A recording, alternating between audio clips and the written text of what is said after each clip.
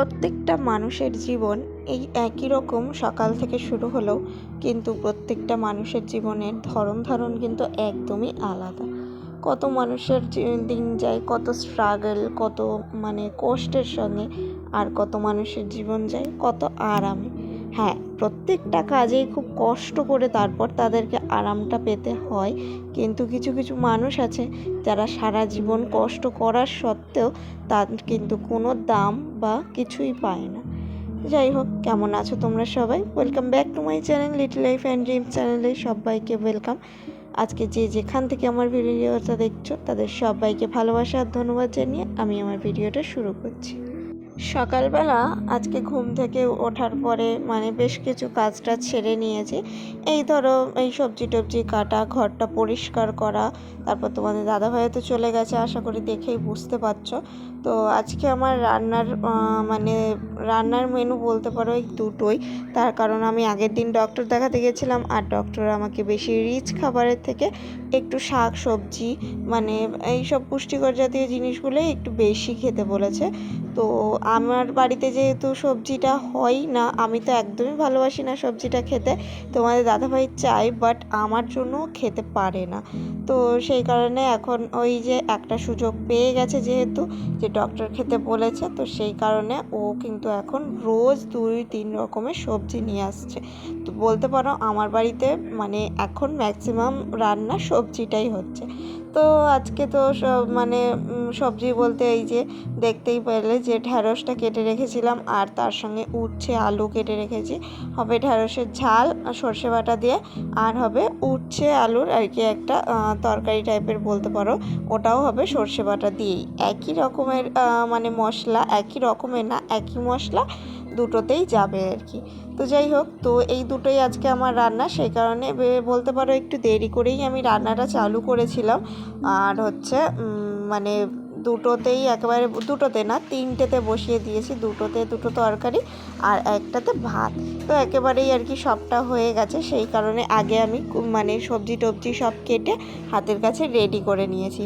ওই যে বলে না, সব কিছু রেডি করা থাকলে রান্না করতে বেশি টাইম লাগে না, সেই রকমই হয়েছে আমার কথা। সব কিছু কেটে কুটে রেডি করতে আমার যতটা না টাইম লেগেছে, তার থেকে খুব অল্প সময়ে কিন্তু আমার রান্নাগুলো কমপ্লিট হয়ে গেছে। তো যাই হোক, আমি বলেছিলাম তিনটেতে তিনটে জিনিস বসিয়ে দিয়েছি, বাট এখনও ভাতটা আমি বসাইনি, ভাতটা আর কি বসাবো। তো আর কি এইগুলো একটুখানি করে নিই, হালকা একটু ভাজা ভাজা হয়ে নেবে, তারপরে এবার মশলা দেবো। আর দেখতেই তো পাচ্ছ যে আমি মশলাটা আর কি মিক্সির মধ্যে সব কিছু নিয়ে রেডি করে নিয়েছি, জাস্ট একটু মিক্সিতে দিয়ে ঘুরিয়ে নেওয়ার আর কি অপেক্ষা।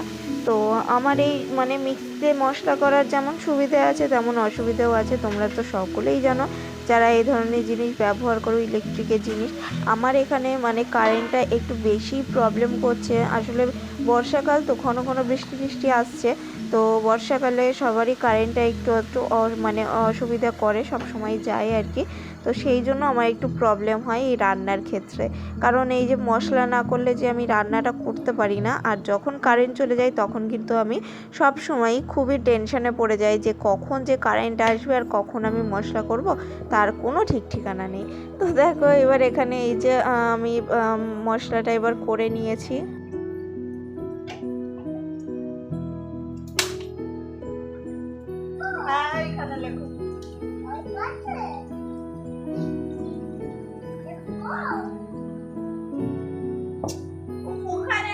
তোমাদের হয়তো মনের মধ্যে একটা প্রশ্ন আসতেই পারে যে আমি এই মিক্সিতে মশলা করার আগে মশলার মধ্যে সর্ষের তেল কেন দিলাম। আসলে আমি একটা রান্নার টিপস থেকেই দেখেছিলাম আর কি, যে সর্ষে পেস্ট করার আগে বা সর্ষে বাটার আগে তাতে যদি একটু সর্ষের তেল দিয়ে নেওয়া যায়, তো সর্ষেটা আর কি তেতো হয়ে যায় না, এই সর্ষে মশলাটা আর কি কষানোর সময় ওটা তেতো হয়ে যায় না। তো সেই কারণেই আমি একটু সর্ষের তেল আর একটু লবণ টবণ দিয়ে নিয়েছিলাম, দিয়েই একেবারে পেস্ট করেছিলাম। তো যাই হোক, তো দেখো এখানে আমার তো মশলাটা কষা ম্যাক্সিমাম রেডি হয়ে গেছিলো। তারপরে ভেন্ডিটা দিয়েও একটু নাড়িয়ে চাড়িয়ে নিলাম, তারপরে আমি এখন জলটা দিয়ে দিয়েছি। জলটা দিয়ে কিছুক্ষণ ঢাকা থাকুক, বেশি জল দিইনি, একদম হালকা করে দিয়েছি, তার কারণ আগে ভেন্ডিটা যেহেতু আমি মানে আগে একটু ভেজে নিয়েছি, তো তখনই ভেন্ডিটা মানে অনেকটা নরম হয়ে গেছে, তো সেই কারণে বেশি জল দেওয়ার দরকার নেই, অল্পই জল দিয়েছিলাম। তো ওটা এখন ঢাকা থাক। তারপরে দেখো আমি এই যে একটু উচ্ছেটাও দেখে নিচ্ছি, উচ্ছে আলুর তরকারি। এটা আমি যখন স্কুল লাইফে ছিলাম, তো তখন আমার মা প্রায় দিনই এটা করে দিত, উচ্ছে আলু দিয়ে সর্ষে বাটা দিয়ে একটা তরকারি বা চচ্চড়ি টাইপের বলতে পারো। তো মানে আমি খুব ভালো খেতাম, মানে মায়ের হাতের রান্না কার না ভালো লাগে।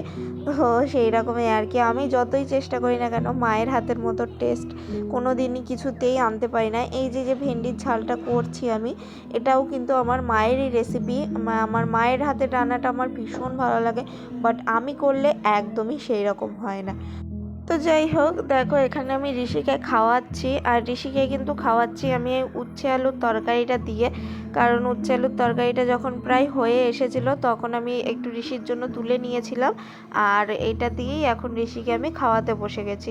ঋষি উচ্ছে খায় না, বাট আজকে দেখছি ও মানে খাচ্ছে। মানে একেবারে খায় না যে সেটা বলাটা ভুল, ও খায় কিন্তু মাঝে মধ্যে আর কি খেতে চায় না। মানে যখন ইচ্ছে হয় তখন খায়, যখন ইচ্ছে হয় না তখন খায়।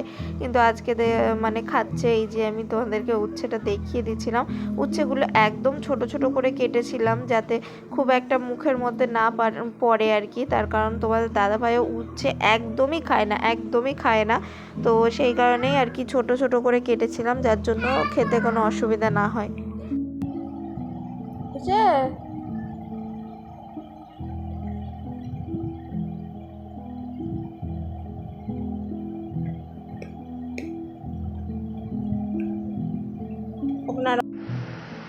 মামা তুমি বসো, ঠিক আছে? আমি চান টান করে আসি, দাও এটা, দাও এটা, দাও এটা, দাও। তুমি বসো, আমি চান করে আসি, ঠিক আছে? পুজো দেবো আমি, ঠিক আছে? তুমি বসো। গুড আফটারনুন সবাইকে, কেমন আছো? আশা করছি সবাই খুব ভালো আছো। তো আমি এই বৃষ্টির মধ্যে তো ভালোই আছি, কিন্তু শুধু স্নান করতে গিয়ে প্রত্যেক দিন ভিজে যাচ্ছি। বাবা আমার পিঠ ভিজে, বাবা আমার পিছনে ভিজে, নাইটি ভিজে, যাও তুমি যাও। তো স্নান করতে গিয়ে প্রত্যেক দিন ভিজে যাচ্ছে না, ঠিক যেই টাইমে আমি স্নান করতে যাব সেই টাইমেই আসে বৃষ্টি। এখন আমার স্নান করতে যাওয়ার সময় বৃষ্টি আসে নাকি বৃষ্টি আসার সময় আমি স্নান করতে যাই, সেটা ঠিক আমার কাছে ক্লিয়ার না। তো যাই হোক, তো এখন হচ্ছে এই ভিজে টিজে স্নান ধান করে এলাম। আর দেখো আজকে ভেবেছিলাম মাথা ভেজাবো না, বাট যেহেতু বৃষ্টি এসে গেছে মাথাটা পুরো ভিজে গেছে, এখন একটু গামছাটা মানে জড়িয়ে রেখে দিয়েছি, তো জলটা একটু আর কি মানে একটু শুষে নিক, তারপর মাথাটা আঁচড়ে নেবো। আর ওদিকে ওই যে পুজো দেওয়া কমপ্লিট হয়ে গেছে, আর দেখো বাইরে কিভাবে বৃষ্টি হচ্ছে।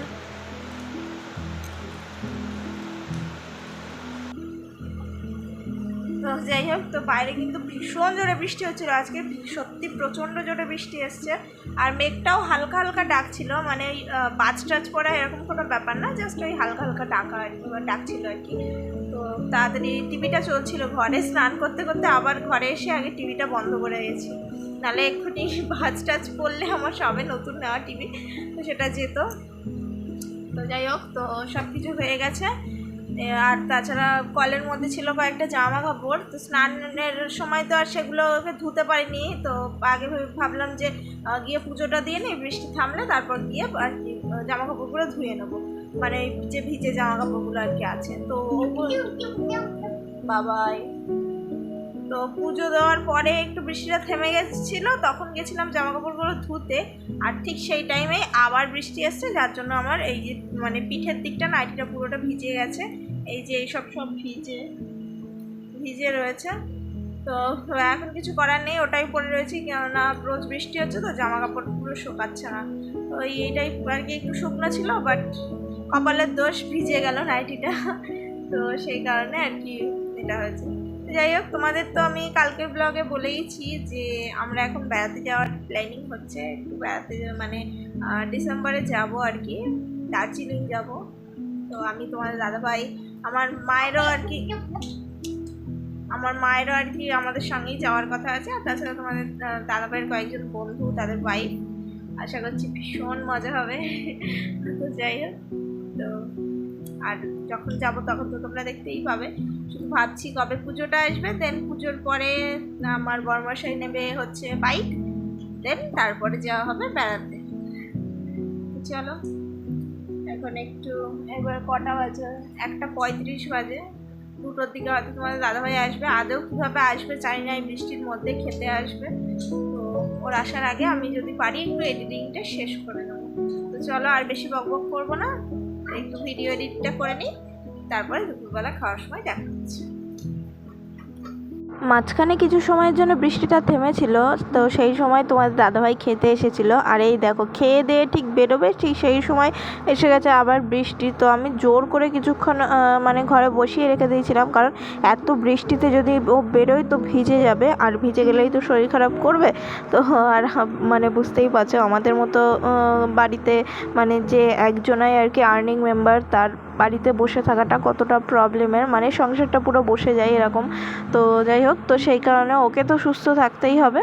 তো সেই জন্যই আর কি ওকে কিছুক্ষণ আমি ঘরে বসতে বলেছিলাম, বললাম কিছুটা বৃষ্টি থেমে যাক তারপর যেও। তো বৃষ্টি থেমে যাওয়ার পর তারপরও চলে গেছিলো। তো দেখো এখন ঘুমিয়ে টুমিয়ে নিয়েছি, আর এখন দেখো প্রায় সন্ধে হয়ে গেছে, পুরো সন্ধে হয়ে গেছে, প্রায় না।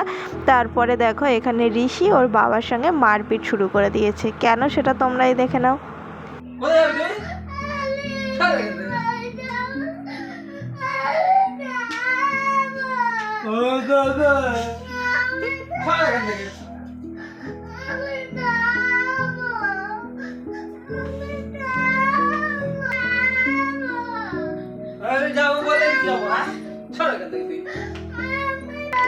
আমার কাছে আয়, আমার কাছে আয়, আচ্ছা আমার কাছে আয়, আমার কাছে আয়, আচ্ছা আমার কাছে আয়।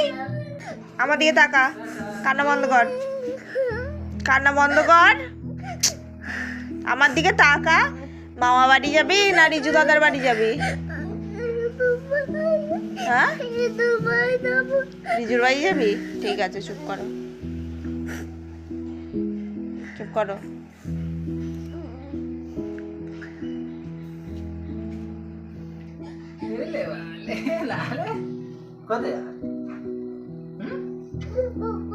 আচ্ছা দাদা বাড়ি যাবে, আচ্ছা নিয়ে যাও। আচ্ছা আমি ইয়ার্কি মারছিলাম না, তুমি বোঝো না? মজা করছে, মজা মজা করছিলাম তো। আচ্ছা চুপ করে যাও, বসো তো তুমি ভালো ছেলের মতো। আমি পুজো দিয়ে নিই তারপরে যাবো। হ্যাঁ মা রেডি হও, তুমি রেডি হও।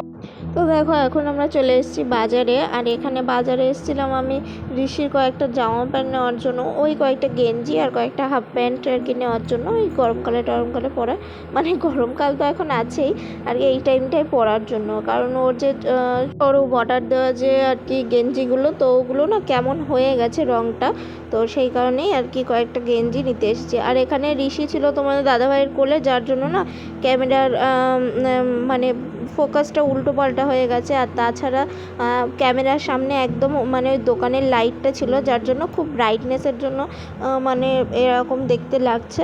তো যাই হোক, তো এখানে আমি কয়েকটা সাদা গেঞ্জি দেখেছিলাম, বাট সব কটা সাদা একই রকম হয়ে যাচ্ছিলো বলে আমি সাদা একটা গেঞ্জি নিয়েছি, এই যে ওনার হাতে যে গেঞ্জিগুলো আর কি, ওই একটা নিয়েছি। আর বাকি যে মানে এই যে এই গেঞ্জিগুলো মানে কয়েকটা নিয়েছি, 3টে নিয়েছি। এই একটা স্কাই ব্লু, একটা রেড, আর একটা একটু কী বলবো পিচ কালার টাইপের বলতে পারো। তো এই 3টেই নিয়েছি। তো এই যে আমি এখন বেছে নিচ্ছিলাম, আর পিঙ্কও ছিল, বাট আমি পিঙ্কটা নিইনি, পিঙ্কটা বেশ কয়েকবার পরানো হয়ে গেছে বলে আর পিঙ্কটা আমি নিইনি।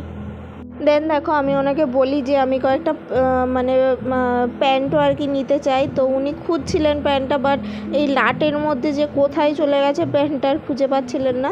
তো সেই কারণে আর এই দোকানে আমি টাইম নষ্ট করিনি, তো চলে গেছিলাম অন্য দোকানে। বাজারের কাজ সমস্ত মিটিয়ে এখন আমরা চলে এসেছি এই বাড়িতে, আমার শ্বশুরবাড়িতে। তো এখানে দেখো দিভাইয়ের শরীরটা একটু খারাপ ছিল বলে ও শুয়েছিল, আর ঋষি বাজার থেকে নিয়ে এসেছিলো পপকর্ন। তো ওর দাদা, ওর বম্মা আর আমি মানে 4জন বসে বসে খাচ্ছিলাম।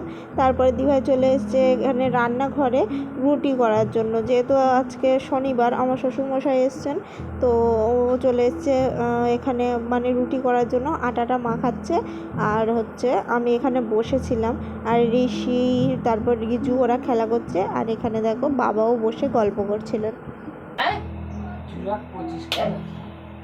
আছে কত? 35 খাবে। 35 থেকে 25 কিলো ওই নেমে হচ্ছে তো, সেইদিনে কেটেছি 12 টাকা হচ্ছে। 125 তুমি এনেছো 135 সেটা হচ্ছে 125 দেখো কি? না খাও। ফোন করছিলাম তো ফোনটা এই কথা আছে হ্যাঁ